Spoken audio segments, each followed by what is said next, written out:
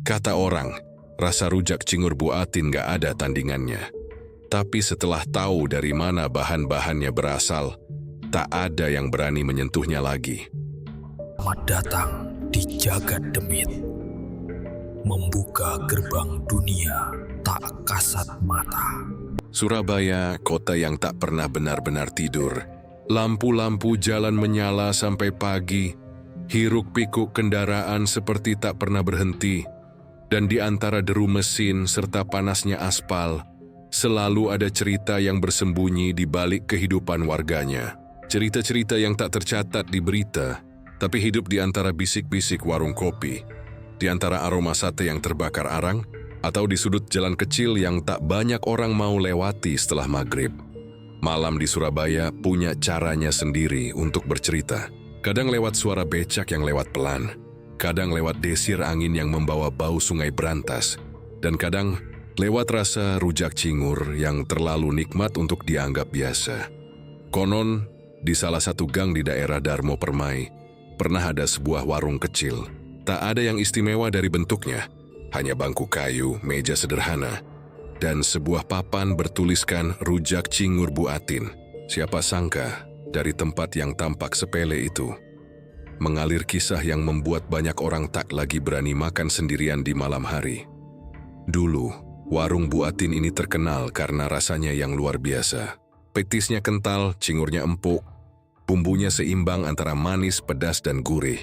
Orang-orang bilang rasa rujak Bu Atin beda. Bahkan mereka yang datang dari luar kota selalu sempat mampir sebelum pulang. Tapi tak ada yang tahu pasti kapan rasa itu mulai terlalu sempurna untuk menjadi sekadar hasil tangan manusia. Warga sekitar bercerita, sebelum warung itu ramai seperti sekarang, hidup Bu Atin sebenarnya penuh kesulitan. Ia seorang janda, suaminya meninggal karena kecelakaan kerja di pabrik tahun 2008. Sejak itu, Bu Atin hanya hidup berdua dengan anak semata wayangnya, Wawan. Warung rujak yang ia buka setiap sore jarang laku. Kadang sehari cuma dapat 2 atau 3 pembeli. Tapi meskipun begitu, Bu Atin tak pernah menyerah.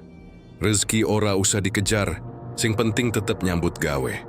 Begitu katanya setiap kali Wawan merasa kasihan melihat ibunya duduk sendiri di warung hingga larut malam.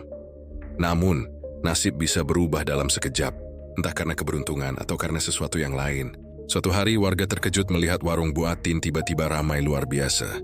Orang-orang datang silih berganti, bahkan sampai tengah malam. Aneh karena rasanya warung itu tak pernah tutup. Beberapa warga mulai bertanya-tanya, siapa yang mau makan rujak tengah malam? Tapi anehnya, suara piring dan sendok di warung itu tetap terdengar. Seolah-olah selalu ada pelanggan yang datang dan pergi. Ketika ditanya, Bu Atin hanya tersenyum. Namanya juga rezeki, Bu. Alhamdulillah, mungkin lagi musimnya orang doyan rujak. Tapi rasa heran itu perlahan berubah jadi rasa takut. Seorang tukang parkir yang biasa jaga di depan gang cerita, ia pernah melihat hal ganjil. Katanya beberapa pelanggan warung itu tak pernah benar-benar keluar. Yui lihat mereka datang, duduk, tapi tak pernah lewat lagi di jalan keluar. Masak cuma hilang begitu aja. Aku tungguin loh. Sampai subuh, ora ono sing metu. Cerita itu cepat menyebar. Namun setiap kali ada yang menuduh macam-macam. Keesokan harinya warung orang itu sepi pembeli. Atau ada saja musibah kecil menimpanya. Seolah-olah ada yang tak suka jika nama Bu Atin dibicarakan dengan nada curiga. Yang lebih aneh lagi, setiap malam Jumat, warga sekitar sering mencium bau bunga kenanga bercampur amis darah dari arah warung itu. Kadang terdengar juga suara gamelan lirih, seperti datang dari tempat yang jauh. Tidak keras, tapi cukup untuk membuat bulu kuduk berdiri. Ada satu cerita dari seorang pengemudi ojek online. Dia bilang pernah dapat pesanan rujak dari warung Bu Atin. Tapi alamat pengantarnya aneh. Kompleks pemakaman Ngagel. Ya pikir itu cuma bercanda, tapi sistemnya tak bisa dibatalkan. Dan entah kenapa peta di aplikasinya menunjukkan titik pengantaran tepat di gerbang makam. Saat sampai di sana ia mendengar suara perempuan dari arah dalam. Taruh saja di depan, nanti ada yang ambil. Suaranya halus tapi membuat dada serasa kosong. Ojek itu menaruh pesanan di depan gerbang, lalu lari terbirit-birit tanpa sempat menoleh lagi. Sejak malam itu ia bersumpah tak mau lagi terima pesanan dari warung itu. Namun, di tengah semua kisah ganjil yang beredar, Bu Atin tetap seperti biasa. Senyum ramahnya tak pernah hilang. Ia bahkan sering memberi rujak gratis untuk anak-anak kecil. Tapi di balik senyum itu, matanya kadang kosong, seperti sedang memikirkan sesuatu yang jauh.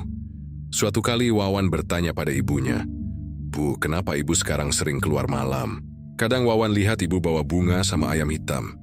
Bu Atin menatap anaknya lama, lalu menjawab pelan, "Kadang, Nak, kalau kita pengen hidup lebih baik, ada harga yang harus dibayar."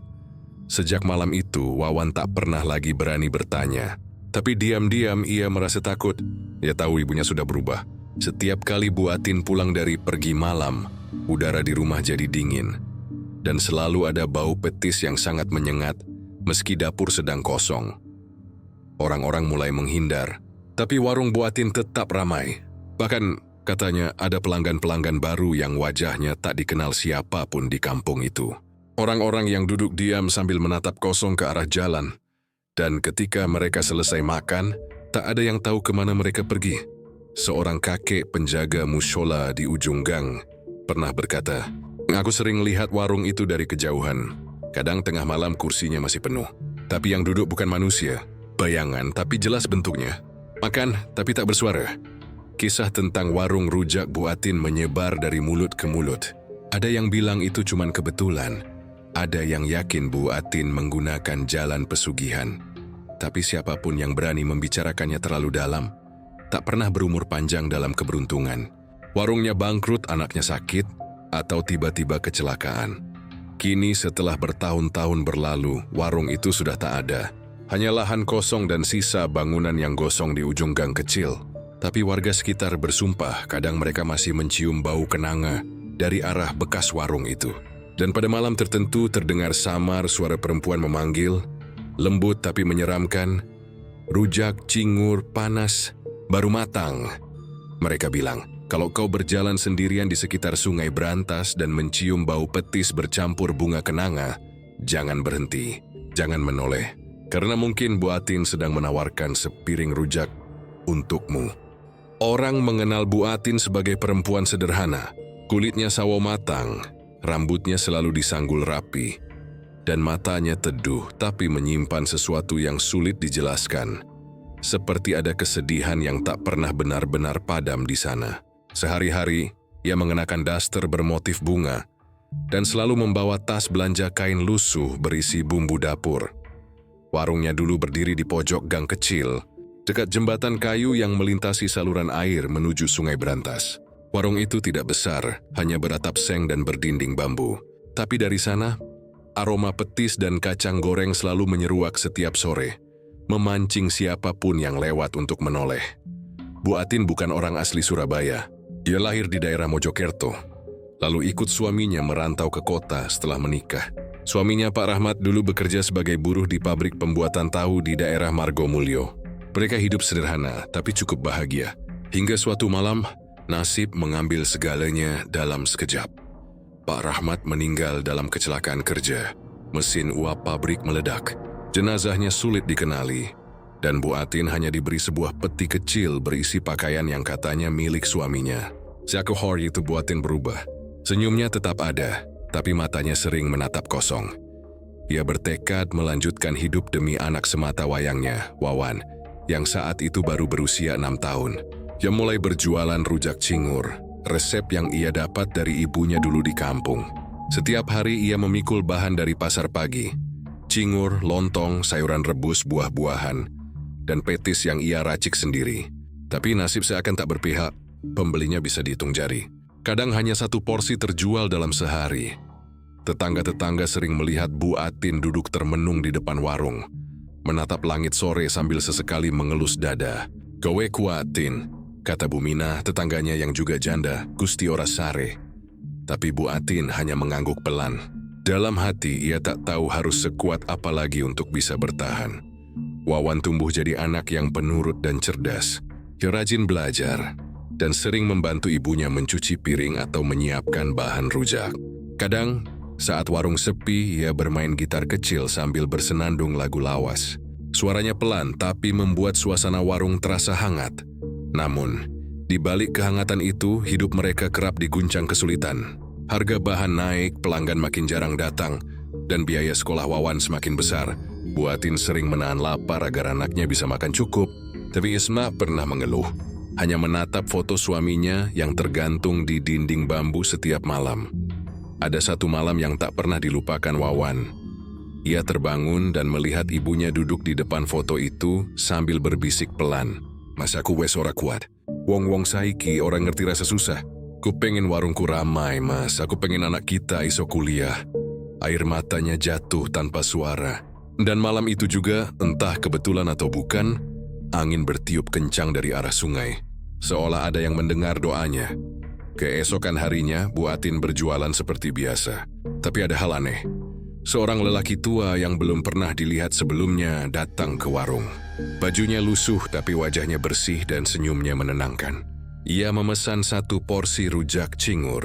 Duduk lama sambil memperhatikan Bu Atin meracik bumbu. "Rujakmu enak, Bu," katanya pelan. "Tapi kamu masak belum dengan hati yang penuh." Bu Atin kaget. "Maksudnya apa?" "Kalau kamu mau rezekimu lancar, masaklah untuk semua yang lapar. Bukan cuma manusia." Setelah itu, lelaki itu pergi tanpa jejak. Dia meninggalkan uang. Hanya sehelai daun kenanga yang tergeletak di atas meja. Sejak malam itu, Bu Atin tak pernah lagi sama. Dia mulai sering pergi setelah Isya, membawa bunga dan kendi kecil berisi air. Katanya mau minta berkah ke sungai. Awalnya Wawan mengira ibunya hanya berdoa di sana. Tapi lama-kelamaan kebiasaan itu terasa janggal. Setiap kali ibunya pulang dari sungai, tubuhnya terasa dingin dan matanya terlihat aneh, seperti orang yang baru bangun dari mimpi panjang. Suatu kali, Wawan memberanikan diri bertanya, "Ibu ke sungai ngapain sih tiap malam?" "Kan dingin, Bu." Bu Atin tersenyum samar. "Ada yang bantu ibu sekarang, Nak, biar warung kita ramai. Biar kamu bisa terus sekolah." Sejak itu benar saja, pelanggan mulai berdatangan. Awalnya hanya 1-2 orang baru, tapi lama-lama warung itu tak pernah sepi.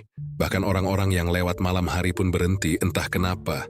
Rasa rujaknya jadi luar biasa nikmat, lebih lezat dari sebelumnya. Petisnya punya aroma khas yang membuat siapapun ingin kembali. Namun, perubahan itu juga membawa hal-hal yang tak bisa dijelaskan. Wawan sering mendengar suara langkah kaki di dapur tengah malam, padahal ibunya sudah tidur. Kadang piring bergetar sendiri, atau ada bau menyengat yang datang tanpa sebab. Tapi setiap kali ia mencoba bicara, Bu Atin hanya menjawab dengan tenang, "Kalau kamu dengar sesuatu, jangan takut. Mereka cuma numpang lewat." Bu Mina, tetangga mereka, mulai memperhatikan perubahan itu juga. Dia bilang Bu Atin sekarang suka menyapa udara kosong di warungnya.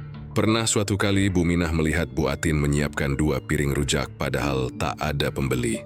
Saat ditanya, ia hanya menjawab, "Yang satu untuk tamu yang tidak kelihatan." Orang-orang mulai bergosip, tapi mereka tetap datang. Karena anehnya siapapun yang makan di warung itu selalu ingin kembali. Seolah rasa lapar mereka tak pernah benar-benar hilang. Dan di tengah semua perubahan itu, Wawan mulai merasa ada sesuatu yang lain di balik kesuksesan warung kecil mereka. Sesuatu yang dingin dan tak kasat mata. Sesuatu yang terasa mengawasi dari balik dapur setiap kali matahari terbenam. Bu Atin tetap tersenyum, tapi Wawan tahu, senyum itu bukan lagi milik ibunya yang dulu. Seperti mimpi yang datang tanpa pertanda, perubahan itu terjadi begitu cepat. Dalam waktu tak sampai 2 minggu setelah Bu Atin bertemu lelaki tua di warungnya, keadaan hidup mereka berubah seolah dibalikkan tangan. Warung kecil di ujung gang tuh tiba-tiba ramai setiap hari. Tidak hanya ramai, tapi seolah tak pernah benar-benar sepi. Orang-orang datang dari arah yang entah dari mana. Ada yang berpakaian rapi seperti pegawai kantor. Ada juga yang datang dengan pakaian lusuh seperti dari perjalanan jauh. Tapi semuanya punya satu kesamaan. Mereka makan dengan tenang, cepat, dan hampir tak berbicara sama sekali. Setiap kali matahari tenggelam di balik gedung-gedung Darmo, satu persatu pembeli mulai berdatangan. Mula-mula dari warga sekitar, lalu lama-lama dari luar daerah. Ada yang katanya dengar dari temannya. Ada yang sengaja datang karena penasaran. Rujak Bu Atin disebut rujak paling enak di Surabaya. Bahkan, ada yang bilang rasanya bisa bikin ketagihan. Wawan yang semula senang karena warungnya ramai, lama-lama mulai merasa aneh. Ia memperhatikan satu hal yang membuat bulu kuduknya berdiri. Sebagian besar pelanggan itu tidak pernah memesan. Mereka hanya duduk menatap Bu Atin. Dan piring rujak tiba-tiba sudah ada di depan mereka tanpa perlu bicara. Anehnya lagi, Bu Atin tahu persis porsi dan selera mereka. Seolah ia sudah tahu siapa yang datang dan apa yang diinginkan setiap orang. "Bu, kok bisa Ibu tahu mereka mau pesen apa?" tanya Wawan suatu malam. Bu Atin hanya menjawab pelan sambil menatap piring rujak di tangannya. Kalau hati sudah nyatu sama rezeki, kita nggak perlu tanya. Cukup rasa yang bicara. Kalimat itu terus terngiang di kepala Wawan. Tapi ia tak berani bertanya lagi. Ia hanya membantu ibunya membersihkan piring. Sementara di luar, pelanggan terus berdatangan sampai lewat tengah malam. Yang membuatnya makin gelisah, kadang ia melihat pembeli yang aneh. Pernah suatu malam ia melihat seorang perempuan memakai kebaya kuning duduk di bangku paling ujung. Rambutnya panjang sampai ke pinggang, tapi wajahnya tertutup selendang. Ia makan perlahan tanpa suara. Setelah selesai, ia berdiri dan meninggalkan uang di atas meja. Uang lembaran lusuh, yang ternyata uang bergambar presiden lama, yang sudah tak berlaku. Ketika Wawan hendak menegur, Bu Atin menatapnya tajam dan berbisik, "Jangan diambil. Biar saja." Sejak malam itu, Wawan mulai memperhatikan. Setiap kali pelanggan aneh datang, udara di warung berubah. Angin terasa dingin padahal kompor masih menyala. Kadang bau bunga kenanga tercium samar-samar, bercampur dengan aroma petis dan bawang goreng. Tetangga-tetangga pun mulai heran. "Tin, warungmu kok nggak pernah tutup toh? Jam 2 pagi masih ramai aja?" tanya Bu Mina suatu pagi. Bu Atin hanya tersenyum. "Rezeki nggak bisa dipaksa, Bu. Kalau datang ya disyukuri." Tapi Bu Minah tahu ada yang janggal. Dia sering melihat bayangan orang keluar masuk warung Bu Atin saat lewat tengah malam. Padahal di jalan gang itu sudah sepi. Pernah suatu kali ia berhenti diam di depan warung itu.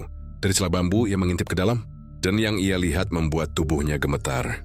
Di dalam hanya ada Bu Atin yang sedang duduk sendiri. Tapi suara piring, sendok, dan langkah kaki ramai terdengar jelas. Ia mundur perlahan menutup mulutnya agar tak berteriak. Tapi sejak malam itu Bu Minah sering sakit kepala setiap kali melintasi gang tersebut. Sementara itu kehidupan Bu Atin makin baik. Ia bisa membeli kulkas baru, memperbaiki atap rumah, bahkan membelikan Wawan sepeda motor bekas untuk kuliah. Namun entah kenapa, setiap kali uangnya banyak selalu ada kejadian aneh. Piring di dapur pecah sendiri, atau suara langkah kaki terdengar dari belakang rumah, padahal tak ada siapapun.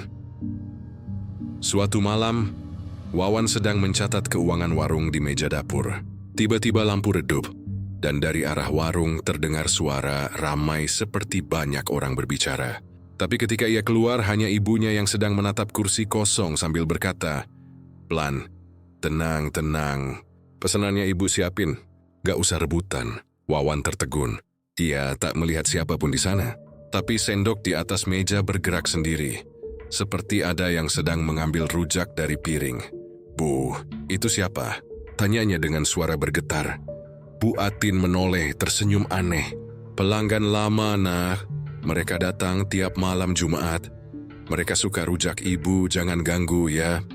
Malam itu Wawan tidak bisa tidur. Ia teringat kembali kata-kata ibunya beberapa waktu lalu tentang yang bantu ibu sekarang. Ia mulai sadar, mungkin ibunya sudah membuat perjanjian dengan sesuatu. Keesokan harinya, suasana warung tampak normal di siang hari. Tapi Wawan memperhatikan sesuatu yang tak bisa diabaikan. Setiap kali ada pelanggan baru yang datang untuk pertama kali, mereka selalu diberi porsi rujak yang sedikit berbeda. Petisnya lebih hitam, rasanya lebih tajam. Dan anehnya, sebagian dari mereka tak pernah terlihat datang untuk kedua kalinya. Pernah seorang bapak yang baru datang berkata, "Rujakmu enak banget, Bu. Tapi kok rasanya kayak ada dagingnya ya?" Bu Atin hanya tertawa kecil. "Petisnya rahasia, Pak." Beberapa hari kemudian, kabar beredar kalau bapak itu jatuh sakit tanpa sebab. Tubuhnya lemas dan dokter bilang tak ada penyakit yang jelas. Orang-orang mulai berbisik tapi tak ada yang berani menuduh. Warung Bu Atin terlalu kuat auranya. Siapapun yang mencoba membuka aibnya selalu tertimpa sial. Pernah ada tukang parkir baru yang bilang di depan orang banyak, Rujak buatin itu kayaknya bukan buat manusia, Rek. 2 hari kemudian, ia jatuh dari motor dan patah tulang. Sejak itu tak ada lagi yang berani bersuara. Semua memilih diam. Wawan sendiri makin bingung. Ia mencina ke ibunya Debbie, tapi ia tahu ada sesuatu yang salah. Setiap malam Jumat, Buatin selalu keluar rumah membawa baskom berisi rujak dan bunga kenanga. Ia berjalan ke arah sungai berantas tanpa bicara. Dan ketika kembali, wajahnya selalu pucat, bibirnya membiru, tapi matanya bersinar aneh. Suatu malam, Wawan mencoba menunggu ibunya pulang. Saat jam menunjukkan pukul 1 dini hari, ia mendengar langkah kaki dan suara tawa pelan dari arah luar. Tapi ketika ia intip dari jendela, ia hanya melihat ibunya berjalan sendiri, diikuti bayangan hitam besar yang bergerak di tanah, tak berbentuk manusia. Pagi harinya, Wawan menemukan sesuatu di dapur. Sebuah kendi kecil berisi cairan kental berwarna merah gelap, dan di sebelahnya sehelai rambut panjang basah. Ia tak berani menyentuhnya. Julianisi tahu sejak malam itu, aroma rujak di warung Buatin semakin kuat. Terlalu kuat, sampai membuat siapapun yang mencium baunya menelan ludah. Entah karena lapar, atau karena ada sesuatu yang memanggil dari dalam rasa itu. Dan disitulah titik balik dimulai. Sejak malam itu, warung Buatin bukan lagi sekadar tempat orang makan rujak. Ia telah menjadi perbatasan antara dunia yang terlihat dan dunia yang seharusnya tak terjamah manusia. Kabar tentang warung Buatin menyebar lebih cepat daripada aroma petis yang keluar dari dapurnya. Orang-orang mulai berbisik, tapi tak ada yang berani berbicara terang-terangan. Di kampung itu, semua orang tahu, kadang bisik-bisik lebih tajam daripada pisau. Apalagi jika yang dibicarakan adalah sesuatu yang tak sepenuhnya manusiawi. Buminah, tetangga yang rumahnya hanya berjarak 3 pintu dari warung, adalah orang pertama yang berani bicara.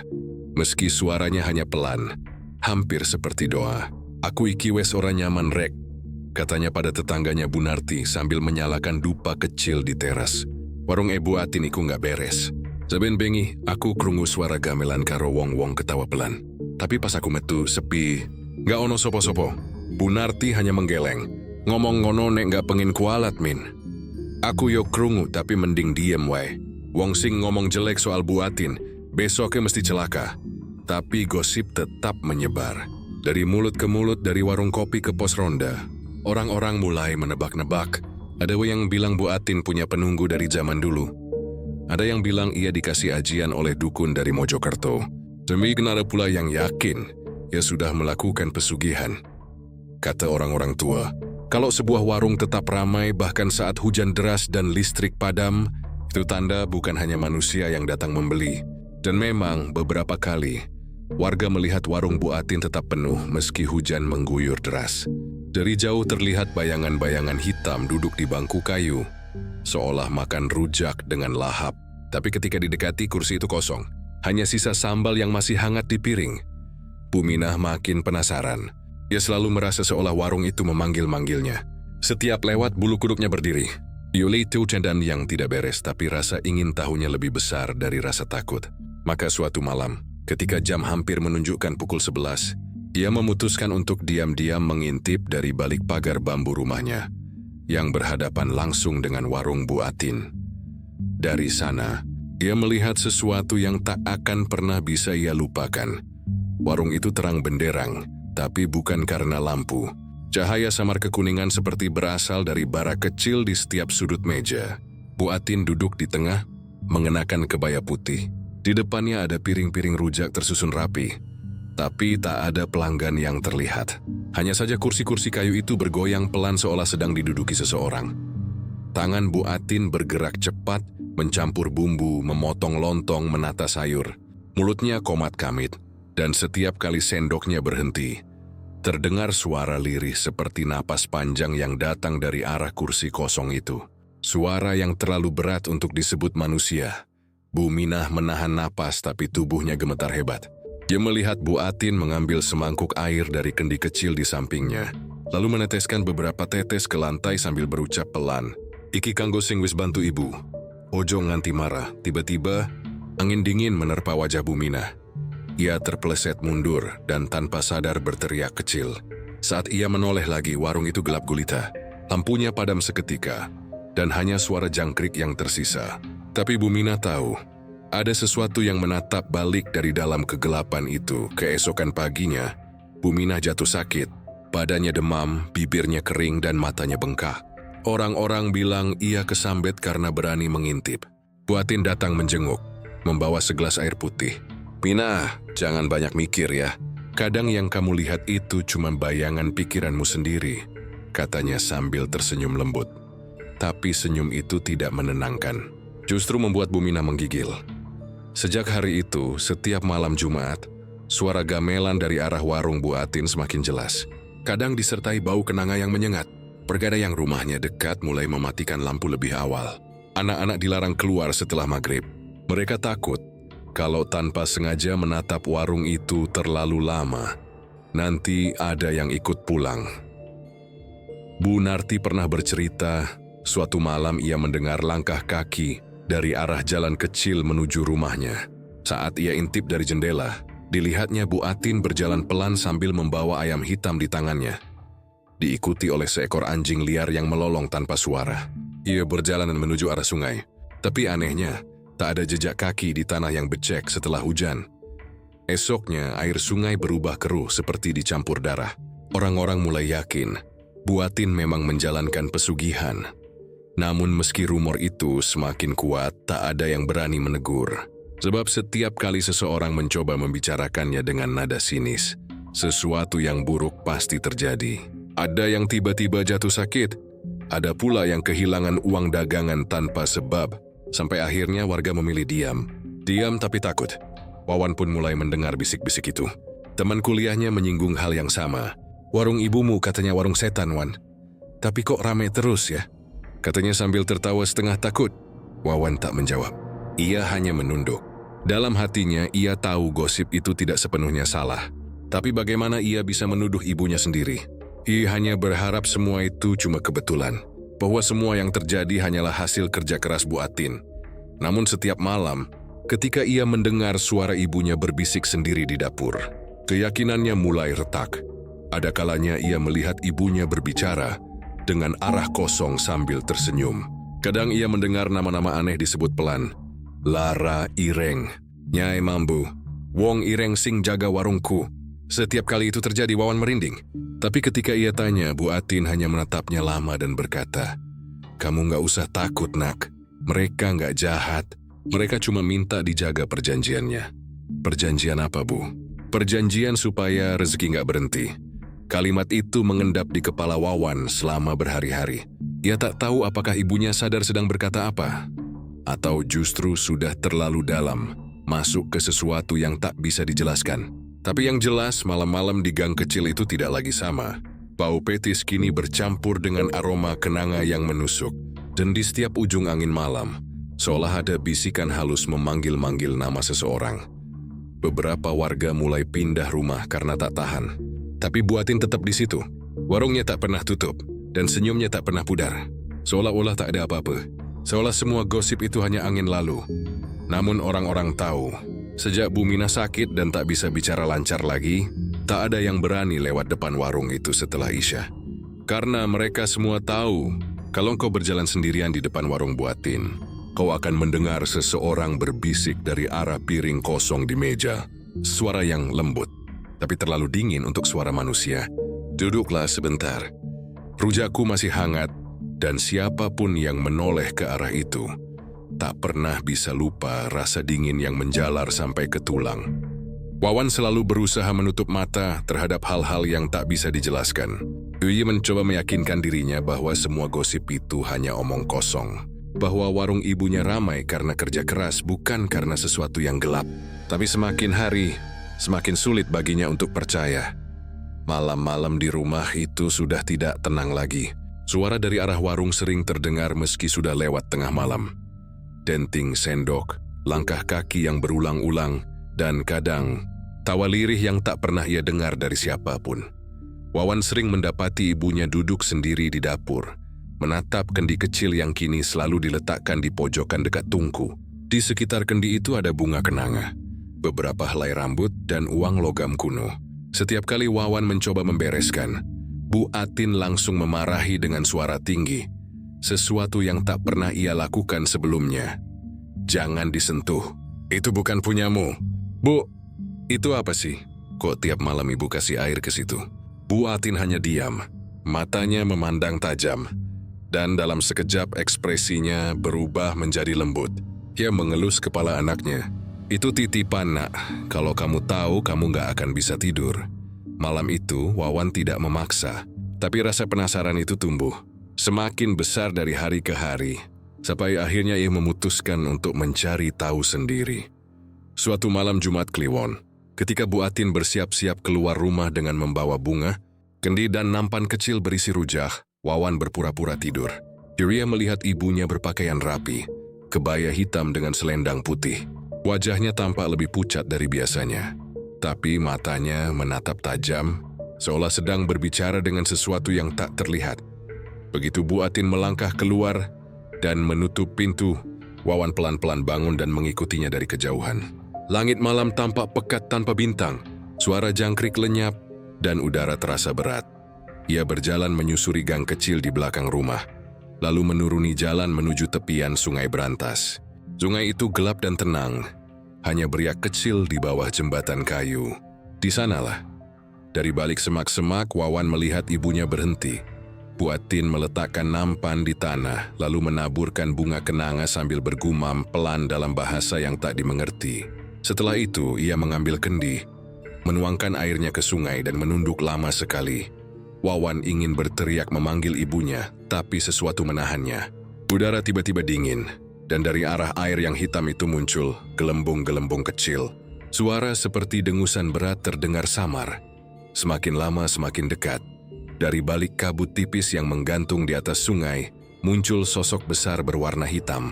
Bentuknya seperti manusia tapi dengan kepala menyerupai lembu. Tanduk panjang melengkung, dan mata merah menyala seperti bara. Setiap langkahnya membuat tanah di tepi sungai bergetar. Bu Atin tidak takut. Dia justru menunduk hormat. "Sudah waktunya, Nyai." Suara makhluk itu berat dan dalam seperti bergema di dalam dada. "3 sudah engkau beri, tinggal 1 lagi. Setelah itu perjanjianmu genap." Suara itu membuat Wawan hampir pingsan. Ia tak mengerti apa maksudnya. "3 sudah engkau beri." Apa maksudnya 3 apa? Jiwa, tumbal. Dia menutup mulut menahan napas, tubuhnya gemetar hebat. Bu Atin menjawab pelan, "Jangan sekarang, kasihan anakku. Biarkan ia dulu lulus kuliah, baru ambil yang kau mau." Sosok itu tertawa, suaranya menggema di antara pepohonan, menggetarkan dada. "Tidak ada penundaan. Rezeki tak mungkin gratis. Kau tahu aturannya." Wawan hampir berteriak, tapi lidahnya seperti terkunci. Hanya matanya yang bisa bergerak, menyaksikan ibunya menangis di hadapan makhluk itu. "Ambil aku saja," kata Bu Atin akhirnya. "Asal jangan Wawan." Makhluk itu terdiam beberapa saat. Kemudian ia mendekat, dan Wawan bisa merasakan udara di sekitarnya berubah panas.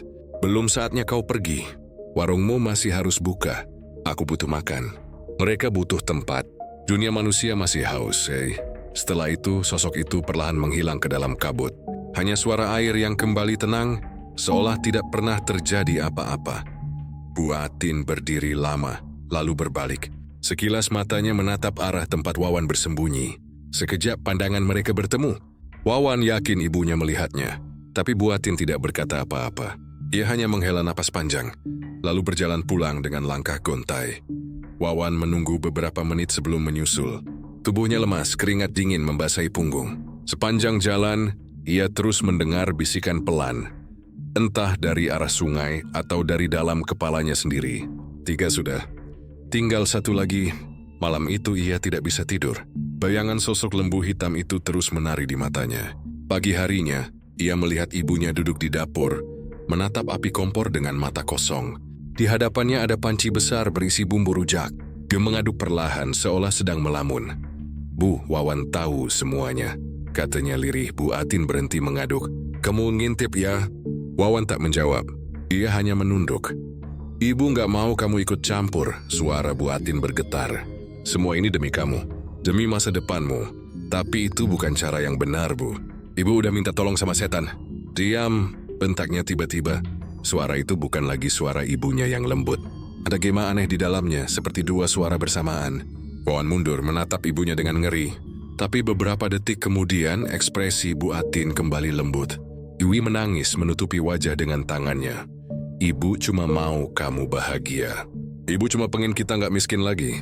Ibu nggak tahu bakal sejauh ini. Wawan menatap dapur yang kini terasa sesak. Di dinding, bayangan hitam seperti bergerak sendiri. Membentuk siluet lembu besar dengan tanduk melengkung. Bau petis yang biasanya menggugah selera kini berubah menjadi amis dan tengik. Malam itu, Wawan akhirnya tahu. Warung rujak yang selama ini dibanggakan bukan lagi warung biasa. Tiriu adalah tempat pemujaan, tempat di mana makanan manusia bercampur dengan persembahan untuk makhluk dari dunia lain. Dan ia tahu satu hal pasti, perjanjian itu belum selesai.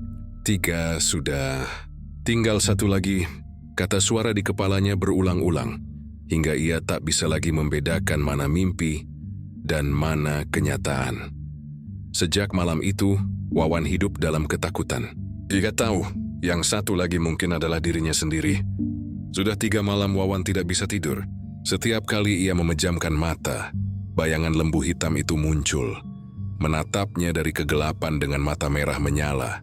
Suara berat itu terus bergaung di telinganya. 3 sudah, tinggal 1 lagi. Ia mencoba mengabaikannya. Ia berdoa, membaca ayat kursi berulang-ulang. Tapi suara itu tidak mau pergi. Seolah ia sudah dicatat. Seolah namanya sudah tertulis dalam perjanjian yang tidak pernah ia buat. Siang hari pun tidak lebih tenang. Warung Bu Atin kini semakin ramai. Pelanggan datang dari luar kota. Entah dari mana saja, seolah ada magnet yang menarik mereka ke sana. Mereka datang makan rujak, lalu pergi dengan wajah lesu tapi puas. Ada yang bahkan meneteskan air mata tanpa sebab setelah suapan terakhir. Wawan memperhatikan satu hal yang ganjil. Setiap semangkuk rujak selalu disajikan dengan bumbu yang diambil dari kendi kecil yang sama. Kendi yang dulu ia lihat di dapur, kini diletakkan di atas meja altar kecil di pojok warung. Tidak ada yang berani bertanya untuk apa kendi itu. Tapi Wawan tahu itu bagian dari ritual. Bagian dari pesugihan yang telah memakan 3. Hari itu, ia duduk di kursi belakang warung, memperhatikan ibunya yang sibuk melayani pelanggan. Wajah Bu Atin tampak lelah tapi tetap tersenyum. Namun di matanya ada sesuatu yang lain. Cahaya aneh, seperti pijar yang tidak seharusnya ada pada manusia. Saat warung sepi, Wawan akhirnya memberanikan diri bicara. Bu Yu, kita harus berhenti. Bu Atin menoleh pelan. Berhenti apa? Berhenti semua ini. Warung ini, ritual itu, perjanjian itu. Aku tahu semuanya. Bu Atin diam lama. Lalu ia meletakkan pisau di tangan. Menghela napas panjang. Kamu tahu, Wan, waktu kamu kecil kita nggak punya apa-apa. Bapakmu pergi ninggalin utang. Kita makan cuma dari sisa sayur orang. Aku minta tolong ke manusia, nggak ada yang bantu. Jadi aku minta ke yang lain. Tapi itu salah, Bu. Gelahat terus siapa yang bantu ibu waktu itu? Tuhan, aku tiap malam nangis di musala tapi nggak ada jawaban. Sampai satu malam ada yang datang. Dia bilang aku bisa bantu asal kamu kuat. Kupikir kuat itu artinya kerja keras. Aku nggak tahu kalau artinya menukar sesuatu. Wawan menatap ibunya, matanya basah. Sekarang ibu tahu artinya. 3 orang udah jadi korban. Bu Atin terdiam. Aku nggak tahu siapa yang diambil. Aku cuma ngasih sesajen, nggak pernah minta korban. Mereka yang datang sendiri, katanya. Bu, itu nggak bisa diteruskan. Kalau nggak dihentikan, ibu bakal kehilangan segalanya. Tiba-tiba angin dingin berhembus dari arah dapur. Tirai warung bergoyang pelan. Dari kendi di pojokan, terdengar suara gemericik seperti air mendidih. Suara berat bergema dari arah itu. Tidak ada yang bisa menghentikan perjanjian, anak manusia. Wawan langsung berdiri, menatap arah kendi itu dengan ketakutan. Bayangan hitam mulai merayap di dinding, membentuk siluet besar berkepala lembu. Bau amis menyengat ruangan. Bu Atin menjerit, jangan ambil anakku. Ambil aku saja. Tapi suara itu tertawa. Kau sudah kuberi waktu. 3 sudah, tinggal 1. Kau janji, dan janji harus ditepati. Wawan menggenggam tangan ibunya. Lari, Bu. Mereka berlari keluar dari warung. Tapi angin di luar berubah dingin membeku. Suara gamelan terdengar dari kejauhan. Makin lama makin keras. Langit Surabaya malam itu gelap pekat, seolah ditelan kabut. Mereka berdua berhenti di depan rumah, napas tersengal. Bu Atin jatuh berlutut, menangis. Wawan, kalau ibu nggak bisa balik, jangan cari ibu. Janjikan itu. Apa maksud ibu? Bu Atin menatap anaknya dalam-dalam. Air matanya bercampur darah kecil yang menetes dari hidung. Aku harus nebus perjanjian itu. Kalau enggak, kamu yang bakal diganti. Sebelum Wawan sempat menjawab, Bu Atin berdiri dan berlari ke arah sungai. Tempat ia dulu melakukan ritual. Wawan mengejarnya, tapi langkahnya terasa berat. Angin seperti menahan tubuhnya. Setiap langkah terasa seperti ditarik ke bawah. Sampai di tepi sungai, ia melihat ibunya berdiri di pinggir air, memegang kendi itu. Dari bawah permukaan, gelembung-gelembung besar muncul disertai bau busuk yang menusuk hidung. Bu Atin menjerit, "Aku batalkan perjanjian ini. Aku serahkan diri, tapi lepaskan anakku." Suara dari sungai menjawab dengan nada rendah dan berat. Tidak ada pembatalan, hanya pengganti. Air sungai berputar seperti pusaran, dan dari dalamnya muncul bayangan hitam besar. Wawan menjerit berusaha menarik ibunya, tapi Bu Atin melepaskan tangan anaknya. Lari, nah. Sekarang, sosok itu muncul sepenuhnya. Makhluk berkepala lembu, bermata bara, dengan tubuh berlapis lendir hitam. Tangannya panjang, kukunya tajam seperti sabit, yang menyangkau Bu Atin. Dalam sekejap air bergolak keras menelan tubuh Bu Atin ke dalam pusaran gelap. Suara teriakannya menggema di sepanjang sungai, lalu hilang begitu saja. Hening. Hanya suara air menetes di antara akar-akar pohon yang menggantung.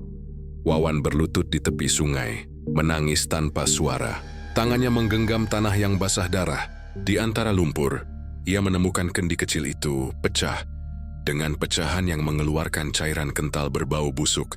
Di dalamnya ada sisa-sisa potongan kecil seperti rambut dan kuku manusia. Ia terisah, tubuhnya gemetar. Dari arah sungai terdengar bisikan pelan, sangat pelan, hampir tak terdengar. Janji ditepati. Satu sudah. Wawan menatap ke air. Di permukaan yang tenang, ia melihat pantulan wajah ibunya tersenyum. Tapi mata itu bukan mata manusia. Lalu bayangan itu lenyap dan air kembali gelap. Malam itu, warung Bu Atin tutup untuk pertama kalinya sejak bertahun-tahun. Warga kampung menemukannya keesokan pagi dalam keadaan kosong. Tidak ada tanda-tanda Bu Atin, hanya aroma kenanga dan petis yang bercampur, menempel di udara seperti kutukan yang enggan hilang.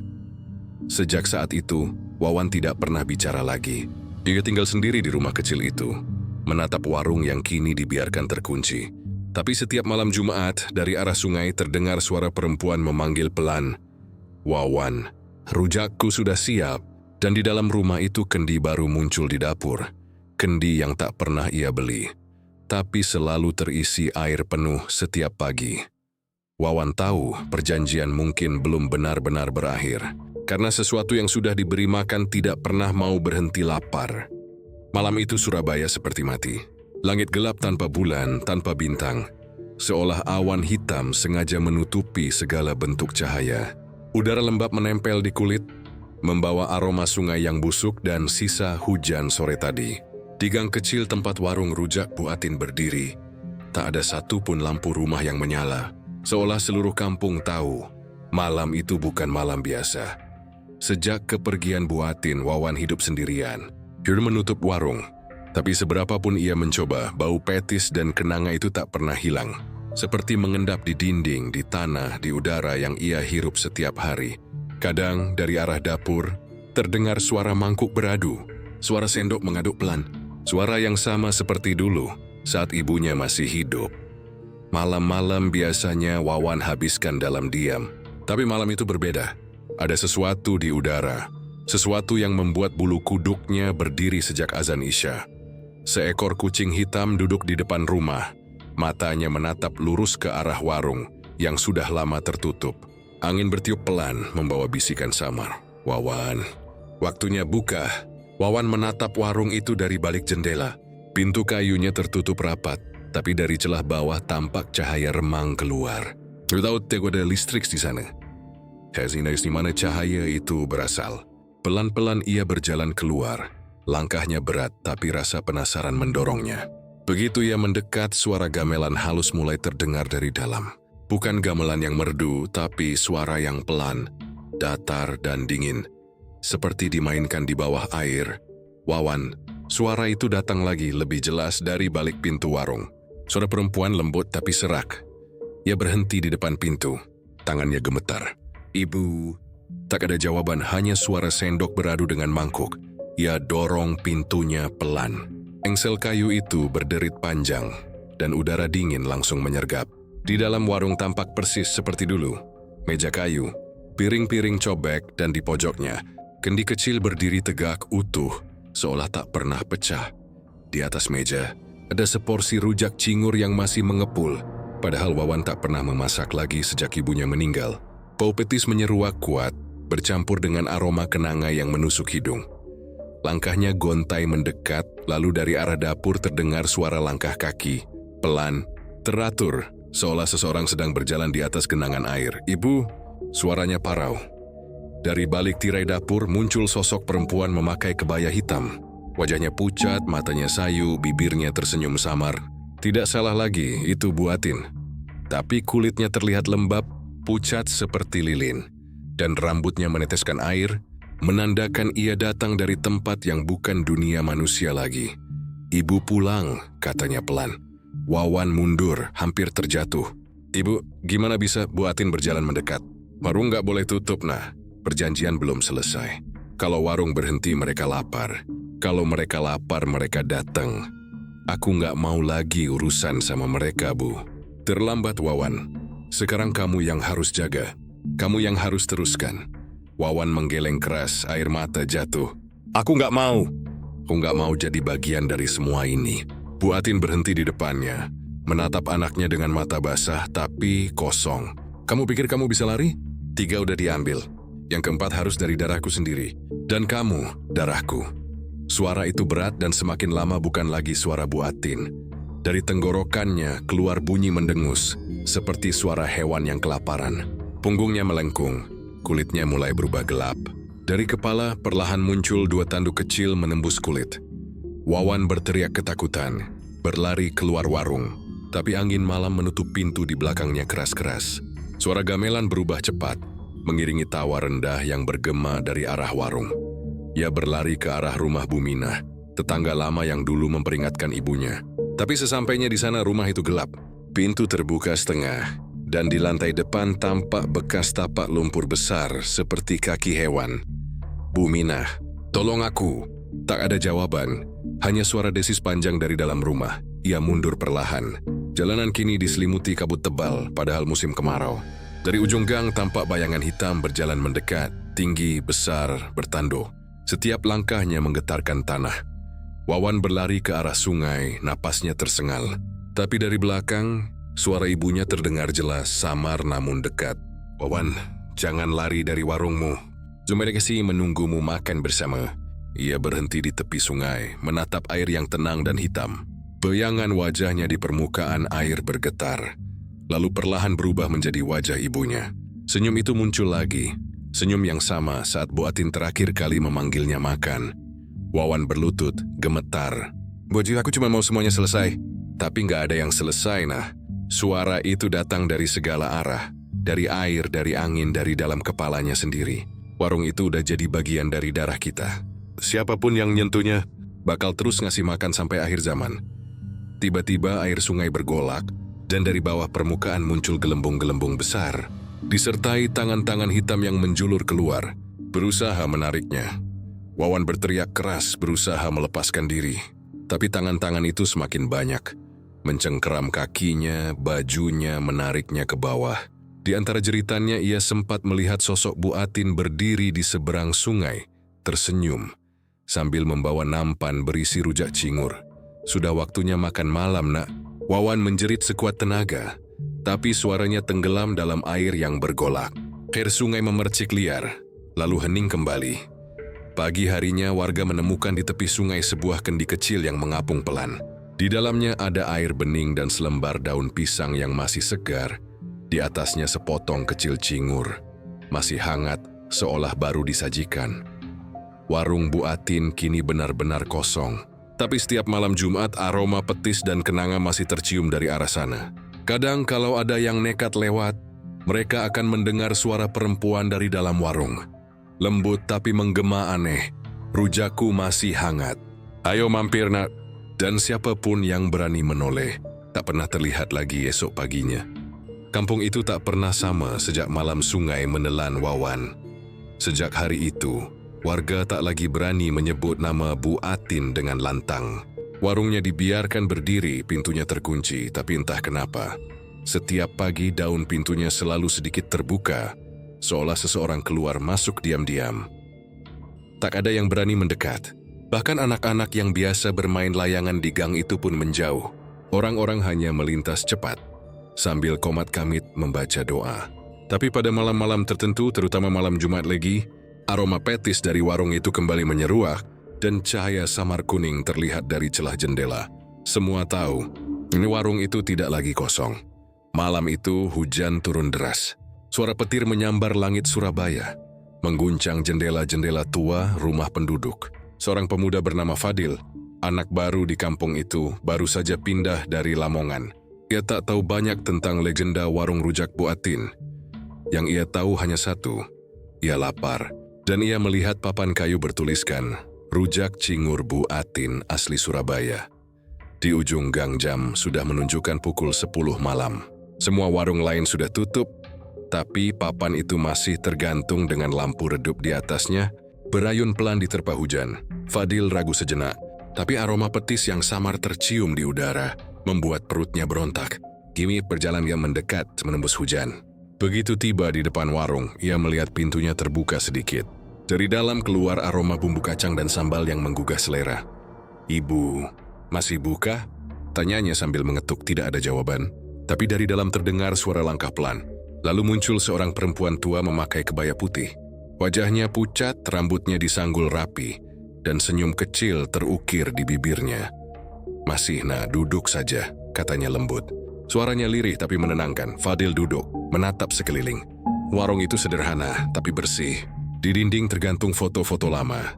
Seorang perempuan muda dengan warung yang sama, berdiri di depan cobek besar sambil tersenyum. Di bawahnya tertulis, Bu Atin 1986. "Bu Atin masih hidup, Bu?" tanyanya iseng. Perempuan itu hanya tersenyum. Semua yang baik tidak pernah benar-benar mati. Kalimat itu membuat bulu kuduknya berdiri. Tapi aroma rujak yang kini disiapkan di depannya membuat pikirannya melayang. Ia memperhatikan tangan perempuan itu bekerja cepat, mencampur petis, gula merah, dan kacang tanah yang diulek. Suara cobek beradu dengan batu lesung terdengar berat. "Du, du, duk." Tapi setiap kali batu itu berhenti, Fadil merasa seperti ada suara lain yang ikut bergema. Suara yang lebih dalam, seperti dengusan lembu dari dalam tanah.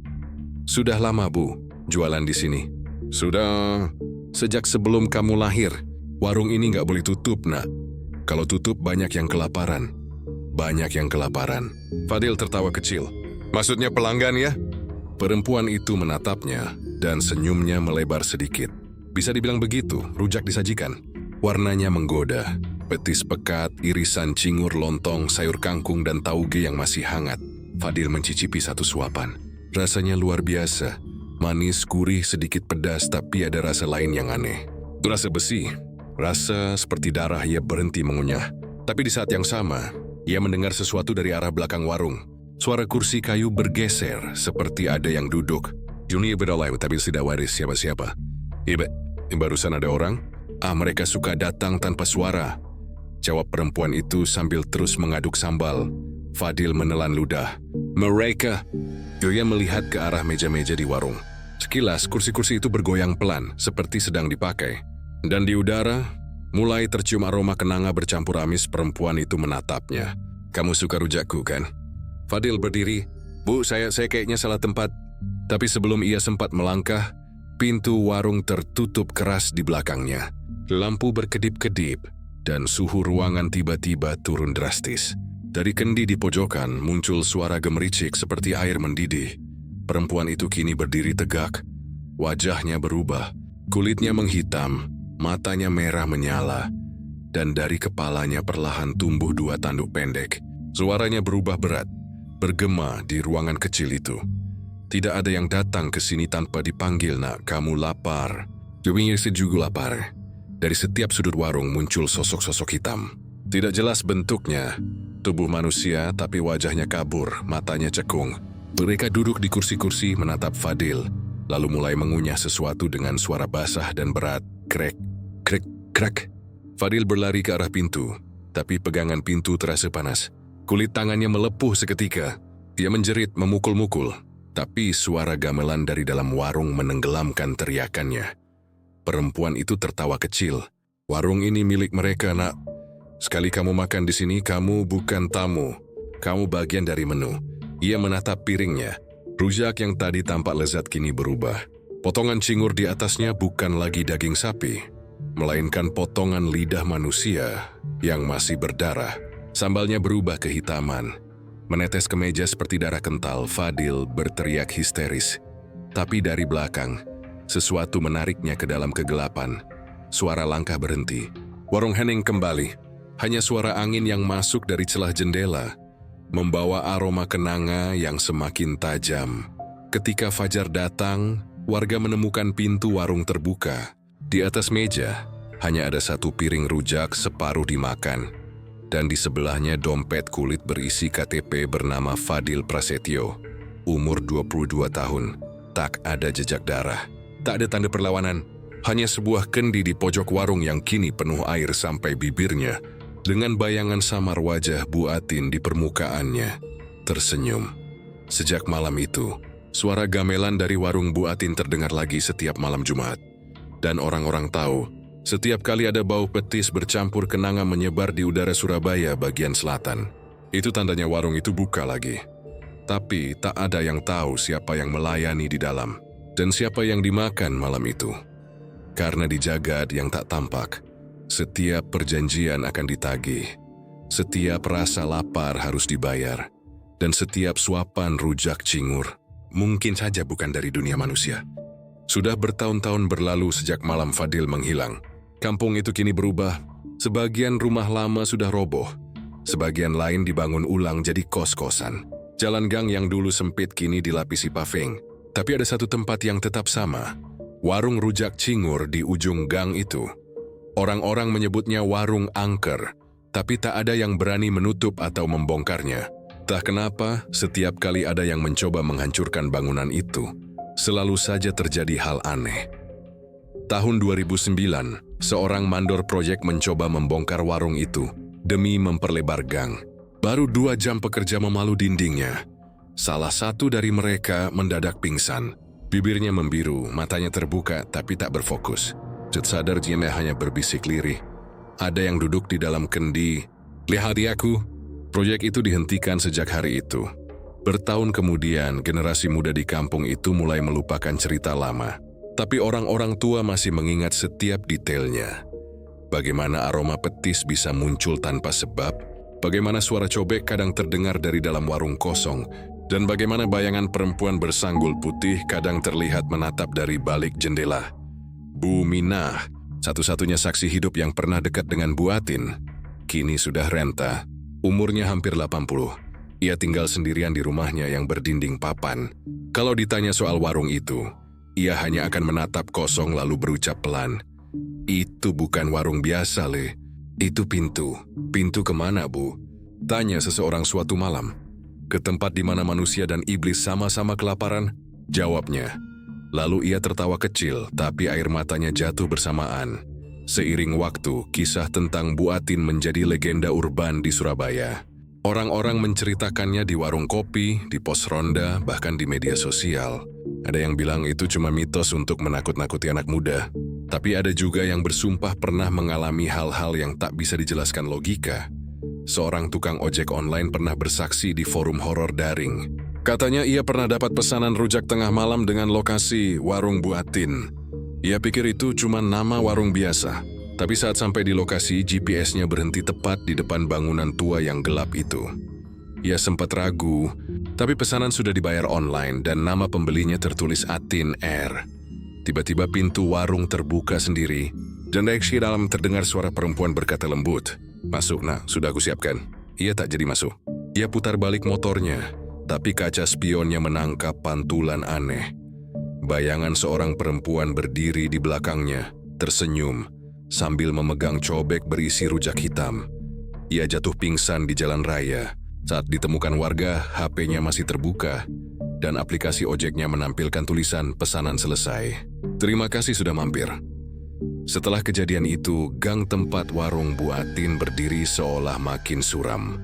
Kadang di malam hari terdengar gamelan lirih dari arah sana. Tak keras tapi cukup jelas untuk membuat orang-orang enggan keluar rumah. Ada yang bilang setiap kali gamelan itu berbunyi, pasti ada yang meninggal keesokan harinya. Entah benar atau tidak, tapi sejak itu orang-orang berhenti mencari tahu. Kini warung itu dibiarkan begitu saja. Dindingnya berlumut, atapnya bocor. Dan kendi tua di pojokan masih berdiri tegak. Kadang ada anak-anak nakal yang mencoba mengintip dari jendela. Tapi setiap kali mereka melakukannya, pasti salah satu dari mereka jatuh sakit keesokan harinya. Demam tinggi disertai mimpi buruk tentang perempuan berkebaya yang menawarkan rujak dengan lidah panjang menjulur dari mulutnya. Beberapa ustaz dan orang pintar pernah datang mencoba membersihkan tempat itu. Mereka membawa air doa, kemenyan, dan ayat suci. Tapi satu persatu mundur sebelum tengah malam. Katanya di dalam warung itu, ayat yang dibaca tak keluar sebagai suara manusia. Entah bagaimana, bacaan mereka berubah jadi dengusan lembu dan tawa perempuan bersaut-sautan. Sampai akhirnya, semua orang berhenti mencoba. Mereka biarkan warung itu membusuk bersama waktu. Tapi kisah tak berhenti di sana. 3 bulan lalu, seorang mahasiswa jurusan antropologi dari Malang datang untuk meneliti legenda pesugihan lokal. Namanya Ratih. Ia tertarik menulis skripsi tentang tradisi mistik warung makan di Jawa Timur. Salah satu objek penelitiannya adalah warung Bu Atin. Awalnya, semua berjalan biasa. Ia wawancara warga, memotret bangunan dan mencatat cerita rakyat. Tapi sejak hari keempat, Ratih mulai bertingkah aneh. Ia sering bicara sendiri, terutama di depan kendi tua di warung itu. "Bu, saya cuma mau tahu, rasanya seperti apa rujak yang bisa memanggil kekayaan?" Katanya suatu malam terekam di ponselnya sendiri. Itu rekaman terakhirnya. Esoknya, ia ditemukan di depan warung, pingsan dengan mata terbuka lebar. Mulutnya penuh petis. Ratih selamat, tapi sampai sekarang ia belum bisa bicara. Setiap kali seseorang menyebut kata rujak cingur, tubuhnya gemetar dan matanya menatap kosong, seolah mendengar sesuatu yang tak didengar orang lain. Warung itu kini dikelilingi garis kuning polisi, tapi tak ada yang berani menembusnya. Anehnya, setiap Jumat malam, garis itu selalu terlepas sendiri, dan pintunya terbuka sedikit. Beberapa orang yang lewat mengaku masih mencium aroma petis dan kenanga dari sana. Dan sesekali dari dalam warung terdengar suara perempuan lembut yang sama. "Rujakku masih hangat, nah. Ayo mampir!" Dan di saat yang bersamaan, kendi di pojok ruangan tampak bergetar pelan. Kata orang tua-tua, selama kendi itu belum pecah, roh Bu Atin belum pergi. Dia masih di sana, menjaga perjanjiannya, memberi makan mereka yang lapar. Entah manusia, entah bukan. Begitulah Surabaya menyimpan satu lagi rahasianya. Kisah nyata tentang pesugihan warung rujak cingur yang tak pernah berhenti berdetak di antara bau petis dan doa-doa yang tak sampai. Karena kadang, kutukan tak perlu berwujud api atau darah. Cukup lewat rasa lapar yang tak pernah selesai. Surabaya hari ini mungkin sudah berubah. Gedung-gedung tinggi menelan langit, jalan-jalan ramai oleh suara kendaraan, dan orang-orang berjalan cepat mengejar nasibnya sendiri. Tapi di sudut-sudut tua kota ini, di gang-gang kecil yang sepi, di bawah pohon asam yang tak pernah ditebang, masih ada sisa-sisa cerita yang tidak ikut mati bersama waktu.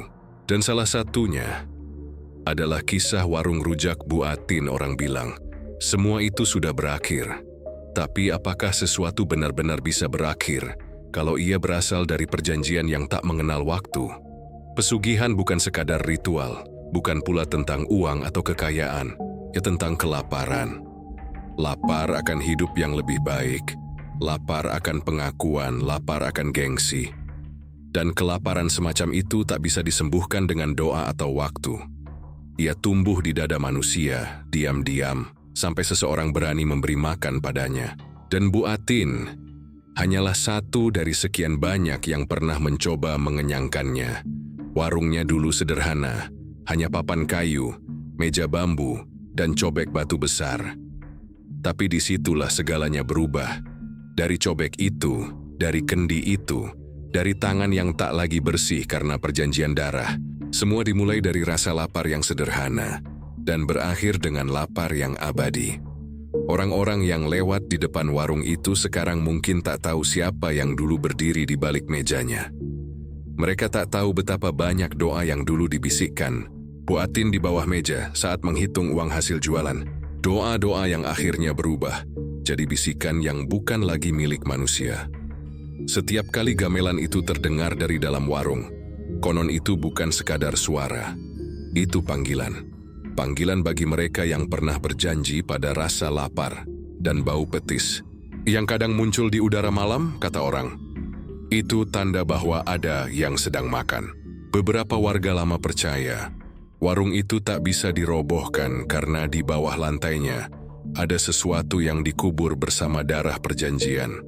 Sesuatu yang masih bernapas, bukan tubuh, tapi janji.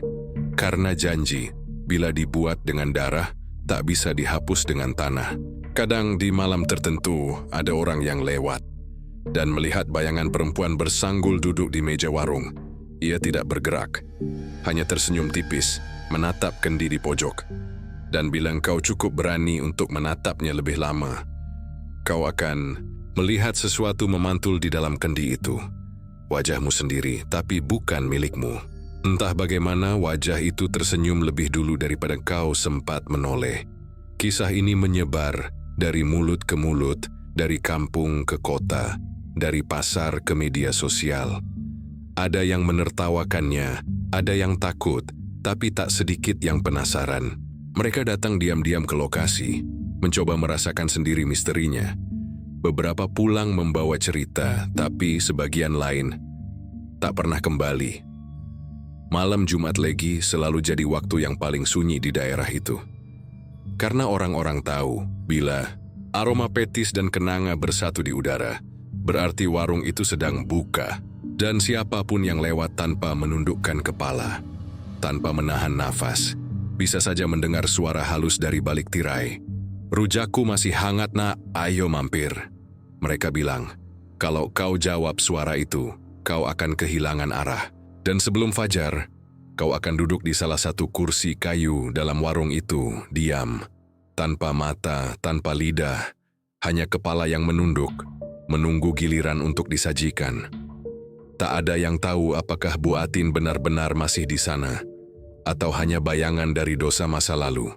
Tapi satu hal pasti, di dunia ini setiap rezeki yang datang terlalu cepat, selalu ada harga yang tersembunyi di baliknya. Dan mungkin harga itu bukan berupa uang. Mungkin harga itu adalah nama kita sendiri yang suatu hari akan dipanggil dalam bisikan di tengah bau petis yang samar, di bawah cahaya lampu redup di warung tua yang sudah tak terjamah waktu. Kisah Bu Atin bukan tentang rujak cingur, bukan tentang pesugihan. Ia tentang manusia, tentang kelaparan yang tak pernah jujur, tentang doa yang berubah jadi jerat, tentang cinta seorang ibu yang terlalu ingin memberi lebih pada anaknya. Dan dari semua itu lahirlah warung yang tak pernah sepi bahkan setelah kematian. Karena di jagat yang tak tampak ada hukum yang sederhana tapi mutlak. Setiap yang diberi harus dibayar, setiap yang dimakan harus kembali. Dan sampai kini, kendi di pojok warung itu masih berdiri. Airnya tak pernah habis. Kadang tenang, kadang beriak pelan. Dan bila malam terlalu sunyi, kau bisa dengar suara samar dari dalamnya. Seperti napas seseorang yang sedang menunggu. Mungkin itu Bu Atin, mungkin itu Wawan, atau mungkin itu kau yang membaca kisah ini terlalu dalam. Karena siapapun yang tahu ceritanya, katanya, sudah dianggap pernah dipanggil. Jadi, kalau malam ini kau mencium aroma petis dan kenanga dari arah luar jendela, jangan coba lihat. Jangan dengarkan kalau ada suara lembut memanggilmu untuk mampir. Diam saja, tutup matamu, dan berdoalah agar rasa laparmu tidak dijawab oleh yang salah. Karena di dunia Bu Atin, yang lapar bukan cuma manusia,